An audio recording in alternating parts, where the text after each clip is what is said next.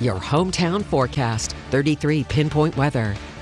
Now, wind advisory is in effect for our area and any travel on the turnpike this weekend. Make sure you're giving the high-profile vehicles, the box trucks and the semis and all of that, a little extra space as things turn gusty into the afternoon tomorrow. That could cause them to wobble around a little bit. Let's take a look at where our winds are sitting currently. And as we look across the region, you wouldn't know that it's about to get a little gusty tomorrow. Wind's not much of a factor now. This changes through the night. By morning, I expect it to be breezy, and early tomorrow afternoon from about noon until about 7, 8 o'clock in the evening.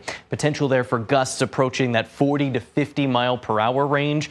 As you go into central Ohio, those wind gusts could get a little closer to 60 miles per hour. So it will turn windy. It's also going to be a little wet as the next storm system starts moving in. It's a clean sweep on pinpoint radar right now, but as we zoom this out, you can see all the clouds around and notice the line of showers pushing now into southern Ohio. This swath of moisture that you see is moving in our direction. And once those showers develop, I expect a period of some steady rain overnight. You also see a lot of rough weather just ahead of this cold front. There's a lot of thunderstorm activity in the south. They have a much greater risk for severe storms. We're going to have to keep an eye out for a gusty storm or two in our area tomorrow as well. Currently, our temperatures are in the 40s, but look at the warm air sitting just to our south. As this storm lifts in, this warmer air will start to push into the valley, and tomorrow temperatures briefly spike into the 60s.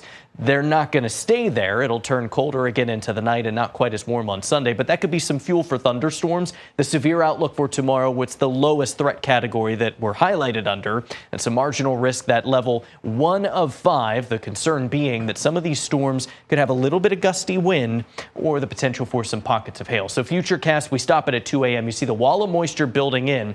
Now notice the yellows, oranges, and reds. Once that rain starts up, I do think there's an elevated risk for some heavy, moderate to heavy rainfall. Early morning travels, especially on the interstate. Be mindful of puddles that can cause you to hydroplane on those roadways. But into the late morning and early afternoon, those showers become more sporadic. That's when we'll see our risk for thunderstorms increasing.